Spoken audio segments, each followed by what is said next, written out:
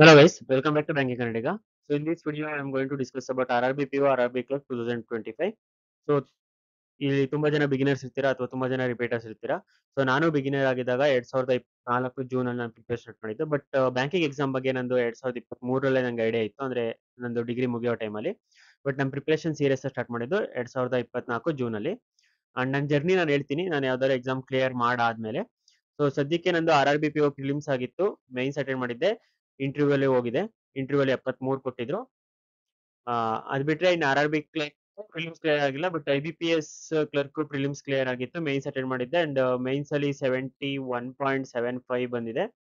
So ಅದು ಕೂಡ final selection ಆಗಿಲ್ಲ. ಅಂಡ್ IBPS PO ಕೂಡ ಪ್ರಿಲಿಮ್ಸ್ ಕ್ಲಿಯರ್ ಆಗಿತ್ತು. ಅಂಡ್ ಮೈನ್ಸ್ ಅಟೆಂಡ್ ಮಾಡಿದ್ದೆ, ಮೈನ್ಸ್ ಅಲ್ಲಿ 54 53 ಬಂದಿರಬೇಕು.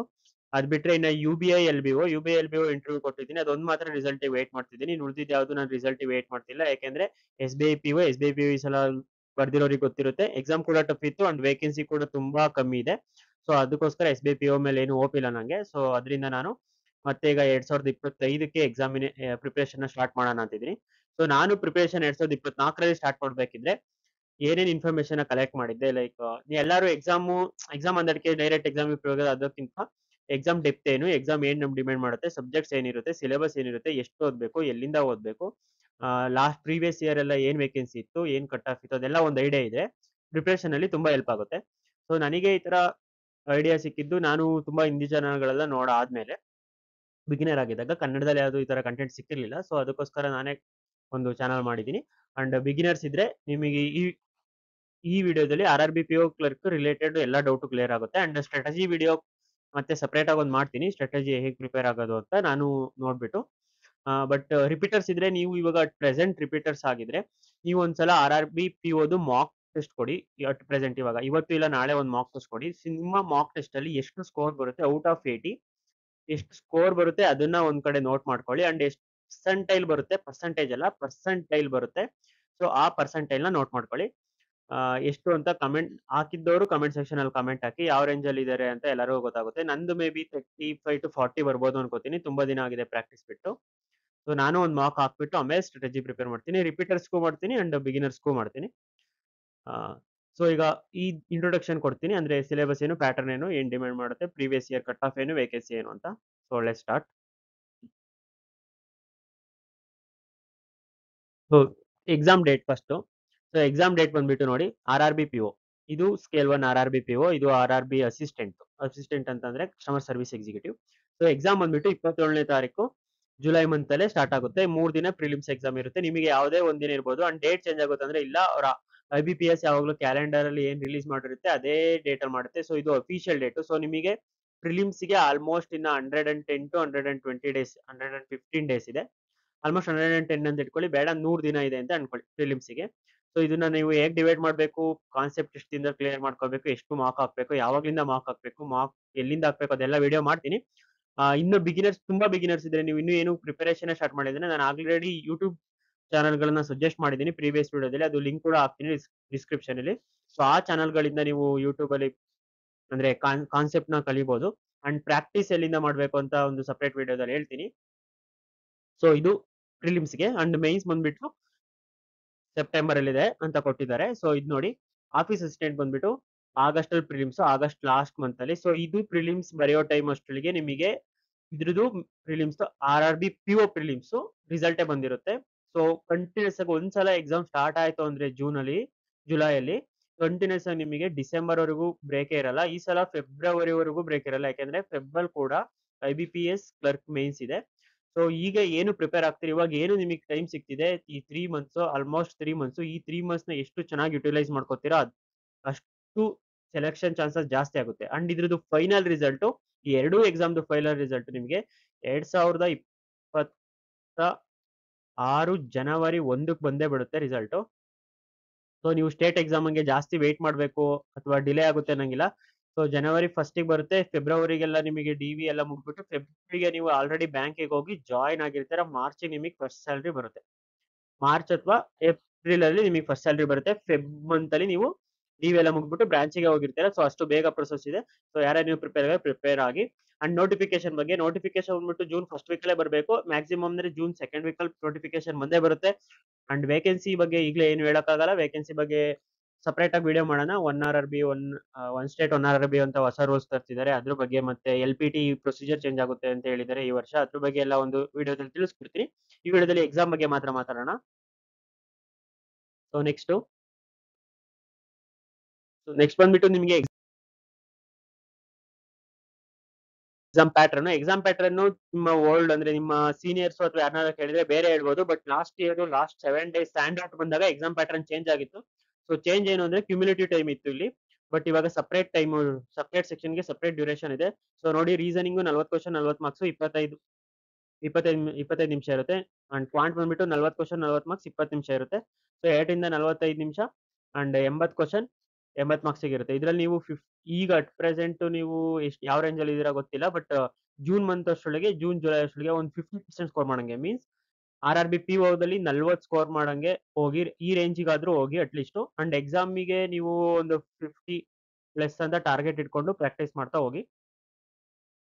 ಪ್ರಿವಿಯಸ್ ಇಯರ್ ಕಟ್ ಆಫ್ ತೋರಿಸ್ತೀನಿ, ಅಷ್ಟೊಂದು ಜಾಸ್ತಿ ಏನಿಲ್ಲ, ಬಟ್ ಈ ವರ್ಷ ಏನು ಹೇಳಕ್ ಆಗಲ್ಲ, ನೋಡೋಣ ಏನಾಗುತ್ತೆ ಅಂತ.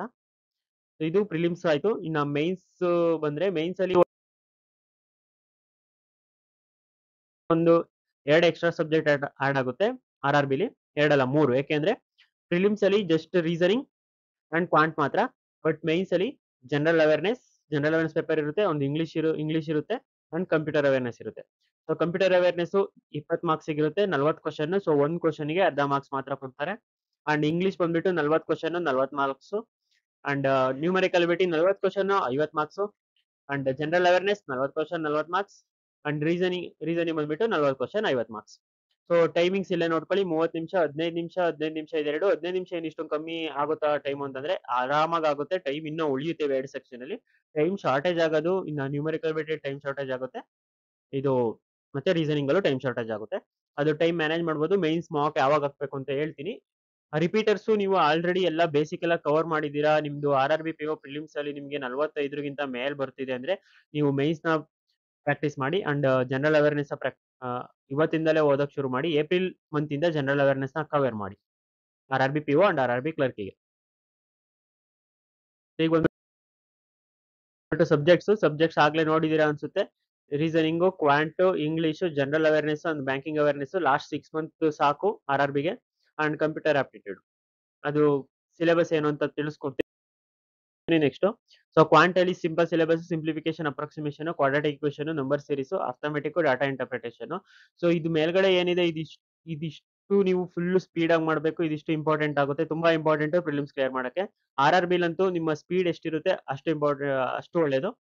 ಸೊ ರೀಸನಿಂಗ್ ಬಂದ್ರೆ, ರೀಸನಿಂಗ್ ಅಲ್ಲಿ syllogism, inequality, coding, decoding, distance and direction and alphanumerics. So reasoning ಅಲ್ಲಿ ವೆಯ್ಟೇಜ್ ಎರಡಕ್ಕೆ ಇರುತ್ತೆ, ತುಂಬಾ ವೆಯ್ಟೇಜ್ ಕೊಡ್ತಾರೆ ಇದೆರಡಕ್ಕೆ. ಸೊ ಇದೆರಡು ನೀವು ತುಂಬಾ ಡೈಲಿ ಪ್ರಾಕ್ಟೀಸ್ ಮಾಡಬೇಕಾಗುತ್ತೆ, ಸೀಟಿಂಗ್ ಅಲಿಮೆಂಟ್ ಪಜಲ್ ಅಂತ. ಅಂಡ್ ಇಂಗ್ಲಿಷ್ ಎರಡು ಡಿಟೆಕ್ಷನ್ ಇರುತ್ತೆ, ಫಿಲ್ಲರ್ಸ್ ಇರುತ್ತೆ, ಕ್ಲೋಸ್ ಟೆಸ್ಟ್ ಇರುತ್ತೆ, ಪ್ಯಾರಾಜಂಬಲ್ ಇರುತ್ತೆ, reading compression very important English ಅಲ್ಲಿ. ಅಂಡ್ ಮಿಸ್ಫೆಲ್ಟ್ ಇರುತ್ತೆ, ವರ್ಡ್ ಸ್ವ್ಯಾಪ್ ಇರುತ್ತೆ, ವರ್ಡ್ ಅರೇಂಜ್ಮೆಂಟ್ ಇರುತ್ತೆ, ಮ್ಯಾಥ್ಸ್ ಕಾಲಮ್ ಇರುತ್ತೆ. ಅಂಡ್ ನಾನು ಸಪರೇಟ್ ಆಗಿ ಎಲ್ಲಾ ಸಬ್ಜೆಕ್ಟ್ಗೂ ಆಲ್ರೆಡಿ ಸ್ಟ್ರಾಟಜಿ ವಿಡಿಯೋ ಮಾಡಿ ಹಾಕಿದೀನಿ, ಅದೇನೆ ನೋಡಿದ್ರು ನಡೆಯುತ್ತೆ. ಬಟ್ ಸಪರೇಟ್ ಬೇಕು RRB PO ಗೆ ಅಂತ ಅಂದ್ರೆ ನಾನು ಮಾಡಾಕ್ತೀನಿ. ಸೊ ಈಗ RRB PO previous year trend ನೋಡೋಣ. ಸೊ 2021ರಿಂದ ಡಾಟಾ ಇದೆ ಇಲ್ಲಿ ನೋಡಿ. 2021ರಲ್ಲಿ 217 ವೇಕೆನ್ಸಿ, 22ರಲ್ಲಿ 325, 90 ವೇಕೆನ್ಸಿ, 3ರಲ್ಲಿ 250 ವೇಕೆನ್ಸಿ, 4ರಲ್ಲಿ 380. ಸೊ ಲಾಸ್ಟ್ 2-3 ಇಯರ್ಸ್ ಇಂದ ಅವರು 300 ಪ್ಲಸ್ ವೇಕೆನ್ಸಿ ಕೊಟ್ಟಿರೋದ್ರಿಂದ ನೆಕ್ಸ್ಟ್ ಇಯರ್ ಏನ್ ಕೊಡ್ತಾರೆ ಅಂತ ನಾವು ಏನು ಹೇಳಕ್ ಆಗಲ್ಲ. ಜಾಸ್ತಿ ಕೊಡ್ಬೋದು, ಕಮ್ಮಿ ಕೊಡ್ಬೋದು, ಅಥವಾ ಏನಾದ್ರೂ ಆಗ್ಬೋದು. ಬಟ್ ವೇಕೆನ್ಸಿ ಅಂತೂ ಬಂದೇ ಬರುತ್ತೆ. ಸೊ ನಿಮ್ ಪ್ರಿಪರೇಷನ್ ಅಂತೂ ಕಂಟಿನ್ಯೂ ಮಾಡ್ತಾ ಹೋಗಿ, ಚೆನ್ನಾಗಿ ಪ್ರಿಪೇರ್ ಆಗಿ. ಅಂಡ್ ಪ್ರಿಲಿಮ್ಸ್ ಕಟ್ ಆಫ್ ನೋಡಿ, ಹೈಯೆಸ್ಟ್ ಅಂದ್ರೆ 2021 ಹೋಗಿರೋದು. ಸೊ ಇಲ್ಲಿ 35 ಇರ್ಬೇಕು, ಐ ಗೆಸ್ ಮಿಸ್ ಆಗಿದೆ ಇಲ್ಲಿ. 35 ಇರ್ಬೇಕು, 35ರಿಂದ 36 ಅಷ್ಟೇ, ಜಾಸ್ತಿ ಅಂತೂ ಹೋಗಿಲ್ಲ. ಸೊ ಈ ವರ್ಷ ಅಂದ್ರೆ 2024ರಲ್ಲಿ ನಾವು ಬರ್ದಿದ್ದ ಎಕ್ಸಾಮ್ ಅಲ್ಲಿ 38.5 ಇತ್ತು. ಇದು ಜನರಲ್ ಕಟ್ ಆಫ್ ನಾನು ಹೇಳ್ತಿರೋದು. ಎಲ್ಲಾ ಕ್ಯಾಟಗರಿಗೂ ಸಪರೇಟ್ ಆಗಿ ವಿಡಿಯೋ ಮಾಡ್ತೀನಿ ನೋಟಿಫಿಕೇಶನ್ ಬಂದಾದ್ಮೇಲೆ. ಅಂಡ್ ಮೈನ್ಸ್ ಕಟ್ ಆಫ್ ನೋಡಿ, ಇದೇ ರೇಂಜ್ ಅಲ್ಲಿ ಇರುತ್ತೆ, 68 ಮ್ಯಾಕ್ಸಿಮಮ್ ಇದೆ. Last year 59.25. ಅಂಡ್ ಇದು ಫೈನಲ್ ಕಟ್ ಆಫ್. ಮೈನ್ಸ್ ನ 80% ತಗೋತಾರೆ. ಅಂಡ್ ಇಂಟರ್ವ್ಯೂ ಆಗುತ್ತೆ, ಇಂಟರ್ವ್ಯೂನ 20% ತಗೋತಾರೆ. ಸೊ ಇಂಟರ್ವ್ಯೂ ಮಾರ್ಕ್ಸ್ ಸಪರೇಟ್ ಆಗಿ ಅವ್ರು ಮೆನ್ಷನ್ ಮಾಡಲ್ಲ, ನೀವೇ ಇಲ್ಲೇ ಕ್ಯಾಲ್ಕುಲೇಟ್ ಮಾಡ್ಕೋಬೇಕಾಗುತ್ತೆ. ಸೊ ಈ ಮೈನ್ಸ್ ಮಾರ್ಕ್ಸ್ ನ 0.4 ಇಂದ ಮಲ್ಟಿಪ್ಲೈ ಮಾಡಬೇಕು. ಸೊ ಮಲ್ಟಿಪ್ಲೈ ಮಾಡಿ ಮೈನಸ್ ಮಾಡಿದ್ರೆ ಈ ಸ್ಕೋರ್ ಇಂದ ಇಂಟರ್ವ್ಯೂ ಸ್ಕೋರ್ ಎಷ್ಟು ಅಂತ ನಿಮಗೆ ಗೊತ್ತಾಗುತ್ತೆ. ಸೊ ಇದು ಬಂದ್ಬಿಟ್ಟು RRB PO. RRB ಕ್ಲರ್ಕ್ ಬರೋಣ. RRB ಕ್ಲರ್ಕ್ ಅಲ್ಲಿ 2021ರಲ್ಲಿ 105, ಆಮೇಲೆ 176, 450. ಸೊ 2023ರಲ್ಲಿ 450 ವೇಕೆನ್ಸಿ ಇತ್ತು. ಸೊ ಅದು ನೆಕ್ಸ್ಟ್ ಇಯರ್ ನೋಡಿ 200 ಆಗ್ಬಿಟ್ಟಿದೆ. ಆಲ್ಮೋಸ್ಟ್ 50% ಕಮ್ಮಿ ಆಗಿದೆ. ಅದಾದ್ಮೇಲೆ prelims cut off RRB clerk ಅಲ್ಲಿ ತುಂಬಾ ಜಾಸ್ತಿ ಹೋಗುತ್ತೆ. ಸೊ ಕ್ಲರ್ಕ್ ಅಲ್ಲಿ ನೀವು ಮಿನಿಮಮ್ ಅಂದ್ರೆ 70, ಮಿನಿಮಮ್ 70 ಪ್ಲಸ್ ಟಾರ್ಗೆಟ್ ಮಾಡ್ಬೇಕು. ಸೊ ಅದಕ್ಕೆ ನಿಮ್ಮ ಸ್ಪೀಡ್ ಜಾಸ್ತಿ ಇರಬೇಕು. 80ರಲ್ಲಿ 70 ಪ್ಲಸ್ ಟಾರ್ಗೆಟ್ ಮಾಡ್ಬೇಕು ಅಂದ್ರೆ ನಿಮ್ ಸಖತ್ ಸ್ಪೀಡ್ ಇರಬೇಕು. ಯಾಕಂದ್ರೆ 40 ಮಿನಿಟ್ಸ್ 45 ಮಿನಿಟ್ಸ್ ಅಷ್ಟೇ ಸಿಗೋದು 80 ಕ್ವಶನ್ಸ್ಗೆ. ಅದು ಸೆಕ್ಷನಲ್ ಟೈಮಿಂಗ್ ಬೇರೆ ಇದೆ. ಸೊ ಮ್ಯಾನೇಜ್ ಮಾಡೋಣ. ಮೈನ್ಸ್ ಕಟ್ ಆಫ್ ಇದು 100ಗೆ 200ಗಲ್ಲ. 100ಗೆ ಕನ್ವರ್ಟ್ ಮಾಡಿರೋದು. ಎಕ್ಸಾಮ್ 200 ಇರುತ್ತೆ. 60.85, 63, 55.6, ಲಾಸ್ಟ್ ಇಯರ್ 55.50 ಅಂದ್ರೆ 111 ಕಟ್ ಆಫ್ ಬಗ್ಗೆ ಗೊತ್ತಾಯ್ತು ಅನ್ಕೋತೀನಿ. Next main syllabus. Main syllabus ಅಲ್ಲಿ ಜನರಲ್ ಅವೇರ್ನೆಸ್ ಅಲ್ಲಿ ಅಂದ್ರೆ ಕರೆಂಟ್ ಅಫೇರ್ಸ್ ಏನೇನು ಓದಬೇಕು ಅಂತ ಅಂದ್ರೆ ನೀವು ತುಂಬಾ ಹಿಸ್ಟ್ರಿ, ಸೋಷಿಯಾಲಜಿ ಅದೆಲ್ಲ ಸೈನ್ಸ್ ಏನು ಓದೋ ಅವಶ್ಯಕತೆ ಇಲ್ಲ. ಕರೆಂಟ್ ಅಫೇರ್ಸ್ ಓದಬೇಕು ಲಾಸ್ಟ್ 6 ಮಂತ್. ಅದರಲ್ಲಿ ಮೈನ್ ಇಂಪಾರ್ಟೆಂಟ್ ಅಂದ್ರೆ ಈ 4. ಸೊ ಇದು 4ನ್ನು ಕವರ್ ಮಾಡಿದ್ರೆ ಮಿನಿಮಮ್ ಅಂದ್ರೂ ನೀವು 15 to 20 ಮಾರ್ಕ್ಸ್ ತೆಗಿತೀರಾ. 20 ಪ್ಲಸ್ ತೆಗಿತೀರಾ. 15 ಅಲ್ಲ, ನೀವು 20 ಪ್ಲಸ್ ತೆಗಿಬಹುದು ಅದಷ್ಟು ಕವರ್ ಮಾಡಿದ್ರೆ. ಮೇಲ್ಗಡೆ ಇರೋದು 4 ನಾನು ಆರ್ಡರ್ ವೈಸ್ ಕೊಟ್ಟಿದ್ದೀನಿ, importance wise. But important day ಅಂತ ಒಂದು ಕ್ವಶನ್ ಕೊಟ್ಟಿದ್ರು ನಮಗೆ RRB POದಲ್ಲಿ. ಏನು ಅಂತ ಬಿ ಡೇ ಅಂತ ಕೊಟ್ಟಿದ್ರು ನಮ್ಮ ಶಿಫ್ಟ್ ಅಲ್ಲಿ. ಸೊ ಬಿ ಡೇ ಯಾವಾಗ ಸೆಲೆಬ್ರೇಟ್ ಮಾಡ್ತಾರೆ ಅಂತ. ಸೊ ಆತರ ಕೊಡ್ತಾರೆ. 1-2 ಕ್ವಶನ್ ಇರುತ್ತೆ. ಇದರಿಂದ ಒಂದು ಕ್ವಶನ್ ಇರ್ಬೋದು. ಆರ್ಬಿಟರಿ ಒಂದು ಇದರಲ್ಲಿ 2-3 ನಮಗೆ IPL ಬಗ್ಗೆ ಕೇಳಿದ್ರು. ಅಂಡ್ ಸೈನ್ಸ್ ಅಂಡ್ ಟೆಕ್ನಾಲಜಿ ಇನ್ನೊಂದು 2-3, ಅಕ್ವಸಿಷನ್ ಒಂದು 2, appointment resignation maximum 2, state news important ಆಗುತ್ತೆ. ಬಟ್ ಇದೇನು ಮೇಲ್ಗಡೆ ಏನಿದೆ national affairs, international affairs, banking affairs very important, and economical and business. So ಇದರಿಂದಲೇ ಮೋಸ್ಟ್ 70% ವೇಟೇಜ್ ಇದಿಷ್ಟಕ್ಕೆ ಇರುತ್ತೆ. ಸೊ ನೀವು ಫುಲ್ ಎಲ್ಲ ಕವರ್ ಮಾಡಕ್ ಆಗಲ್ಲ ಅಂತಂದ್ರೆ ಅಟ್ಲೀಸ್ಟ್ ಇದನ್ನಾರು ಕವರ್ ಮಾಡಿ. ಲಾಸ್ಟ್ 6 ಮಂತ್ ಕವರ್ ಮಾಡಿ ಆರಾಮಾಗಿ ನಿಮಗೆ 15 to 20 ಮಾರ್ಕ್ಸ್ ಬರುತ್ತೆ. ಸೊ 15 ಮಾರ್ಕ್ಸ್ ತೆಗೆದ್ರೆ ಔಟ್ ಆಫ್ 40 ಅದು ತುಂಬಾ ಒಳ್ಳೆ ಸ್ಕೋರ್ ಅಂತ ಕನ್ಸಿಡರ್ ಮಾಡ್ತಾರೆ ಬ್ಯಾಂಕಿಂಗ್ ಎಕ್ಸಾಮ್ ಅಲ್ಲಿ ಎಸ್ಪೆಷಲಿ. ಇನ್ನ ಕಂಪ್ಯೂಟರ್ ಆಪ್ಟಿಟ್ಯೂಡ್ ಬಂದ್ರೆ ಕಂಪ್ಯೂಟರ್ ಬೇಸಿಕ್ ನಾಲೆಡ್ಜ್ ಬಗ್ಗೆ ಇರುತ್ತೆ. ಸೊ ಬೇಸಿಕ್ ಕಂಪ್ಯೂಟರ್ ಹಿಸ್ಟ್ರಿ, ಅದು ಜನರೇಷನ್ 1, 2, 3 ಅದರಿಂದ ಅಂತೂ question fix. Hardware, software, data communication, internet and OS system ಬಗ್ಗೆ ಇರುತ್ತೆ. ಅದ್ ಬಿಟ್ರೆ computer security and virus important. Microsoft Office application, excel, MS word, ಅದ್ರದ್ದು ಶಾರ್ಟ್ ಕೀಸ್, ಅದ್ರದ್ದು ಏನಿದೆ ಅದನ್ನ ನೋಡ್ಕೊಳ್ಳಿ. And computer terms, abbreviation and keyboard shortcuts ಏನಿದೆ ಶಾರ್ಟ್ಕಟ್ಸ್ ಎಲ್ಲ ಕಲ್ತ್ಕೊಳ್ಳಿ. And abbreviations. ಸೊ ಇದಿಷ್ಟು ಕವರ್ ಮಾಡ್ಬೋದು. ಇದೆಲ್ಲ ಒನ್ ಟೈಮು. ಇದು ನೀವು ಬೇಕಿದ್ರೆ ಪ್ರಿಲಿಮ್ಸ್ ಎಕ್ಸಾಮ್ ಆದ್ಮೇಲೆ ಪ್ರಿಪೇರ್ ಆದ್ರೂ ಆಗುತ್ತೆ. ಕಂಪ್ಯೂಟರ್ ಆಪ್ಟಿಟ್ಯೂಡ್ಗೆ ಅಷ್ಟೊಂದು ಅಂದ್ರೆ 20 ಮಾರ್ಕ್ಸ್ ಇರೋದು, 40 ಕ್ವಶನ್ಸ್ ಇರುತ್ತೆ. ಸೊ ನೀವು 10 ಪ್ಲಸ್ ಸ್ಕೋರ್ ಮಾಡಿದ್ರೆ ಅದು ಒಳ್ಳೆ ಸ್ಕೋರ್. 15 ಸ್ಕೋರ್ ಮಾಡಿದ್ರೆ ಇವ್ರು ಲೈಕ್ ಟಾಪರ್ ಅಂತ 20ಗೆ. ಸೊ ಇದನ್ನ ನೀವು ಬೇಕಿದ್ರೆ ಪ್ರಿಲಿಮ್ಸ್ ಆದ್ಮೇಲೆ ಕವರ್ ಮಾಡ್ಬೋದು. ಕಂಪ್ಯೂಟರ್ ಅವೇರ್ನೆಸ್ ಎಲ್ಲಿಂದ ಓದೋದು, ಹೇಗೆ ಓದೋದು, ರೆಫರ್ ಯಾರು ಮಾಡೋದು ಅಂತ ನಾನು ವಿಡಿಯೋ ಮಾಡಿ ಸಪ್ರೇಟ್ ಆಗಿ ಹೇಳಿದ್ದೀನಿ. ಅದನ್ನ ನೀವು ರೆಫರ್ ಮಾಡ್ಬೋದು. ಅಂಡ್ ಸಪ್ರೇಟ್ ಆಗಿ ವಿಡಿಯೋನು ತರ್ತೀನಿ. ಇನ್ನ ಕ್ವಾಂಟಮ್ ಮೈನ್ ಸಿಲೆಬಸ್ ಅಲ್ಲಿ ಡಾಟಾ ಇಂಟರ್ಪ್ರಿಟೇಷನ್ ಮತ್ತೆ ಡಾಟಾ ಅನಾಲಿಸಿಸ್ ಮೋಸ್ಟ್ ಇಂಪಾರ್ಟೆಂಟ್ ಅಂದ್ರೆ ಕ್ವಾಂಟ್ ಅಲ್ಲಿ ಇದೇನೆ. ಅಂದ್ರೆ ವೇಟೇಜ್ ಜಾಸ್ತಿ ಇರುತ್ತೆ ಮೈನ್ಸ್ ಅಲ್ಲಿ. And data sufficiency, mains level, arithmetical ಯಾವ ಕಾನ್ಸೆಪ್ಟ್ ಇರುತ್ತೆ ಅಂತ ಕ್ವಾಂಟ್ ಸ್ಟ್ರಾಟಜಿ ಸಪರೇಟ್ ತಂದಾಗ ಹೇಳ್ತೀನಿ. ಯಾವ್ದು ಇಂಪಾರ್ಟೆಂಟ್ ಅಂತ ಆರ್ಡರ್ ವೈಸ್ ಕೊಡ್ತೀನಿ. ಯಾವ್ದು ಇಂಪಾರ್ಟೆಂಟ್, ಯಾವ್ದನ್ನ ಮೇ ಬಿ ನೆಗ್ಲೆಕ್ಟ್ ಮಾಡಬಹುದು ಅಂತ. ಬಟ್ ನನ್ನ ಸಜೆಷನ್ ಅರ್ಥಮೆಟಿಕ್ ಎಲ್ಲಾ ಟಾಪಿಕ್ನು ಒಂದ್ಸಲ ಓದಿರಿ. ಮಾತ್ರ ಇಂಪಾರ್ಟೆಂಟ್ ಆತರ ಮಾಡಿ. ನಿಮಗೆ ತುಂಬಾ ಡಿಫಿಕಲ್ಟ್ ಅನ್ಸುತ್ತೆ ಲೈಕ್ ಪರ್ಮುಟೇಷನ್, ಕಾಂಬಿನೇಷನ್, ಪ್ರಾಬಬಿಲಿಟಿ, ಅದು SBI IBPS ಗೆ ಇಂಪಾರ್ಟೆಂಟ್ ಆಗುತ್ತೆ. ಇದರಲ್ಲಿ ಬಂದ್ರೂ ಕಮ್ಮಿ ವೇಟೇಜ್ ಇರುತ್ತೆ. ಬಟ್ ಒಂದ್ಸಲ ಓದ್ಕೊಂಡಿರಿ. ಸಿಂಪಲ್ ಆಗಿ ಬಂದ್ರೆ ಟ್ಯಾಕಲ್ ಮಾಡ್ಬೋದು. ಸಿಂಪಲ್ ಒಂದೇ ಫಾರ್ಮುಲಾ ಹಾಕ್ಬಿಟ್ಟು ಏನಾದ್ರು ಮಾಡಂಗ್ ಬಂದಿದ್ರೆ ಅಲ್ಲಿ ನಿಮಗೆ ಪ್ಲಸ್ ಪಾಯಿಂಟ್ ಆಗುತ್ತೆ, ಸ್ವಲ್ಪ ಕಾನ್ಸೆಪ್ಟ್ ಗೊತ್ತಿದ್ರೆ. ಅಂಡ್ ರೀಸನಿಂಗ್ ಅಲ್ಲಿ ಕೂಡ sitting arrangement, puzzle very important mains ಅಲ್ಲೂ. ಉಳಿದಿದ್ದೆಲ್ಲ ಹೈ ಲೆವೆಲ್ ಇರುತ್ತೆ. ಸೇಮ್ ಏನ್ ಪ್ರಿಲಿಮ್ಸ್ ಅಲ್ಲಿ ಇತ್ತು ಅದೇ syllabus. Input and machine input output ಒಂದು ಎಕ್ಸ್ಟ್ರಾ ಆಡ್ ಆಗುತ್ತೆ. ಮತ್ತೆ ಕ್ರಿಟಿಕಲ್ ರೀಸನಿಂಗ್ ಒಂದು ಆಡ್ ಆಗುತ್ತೆ.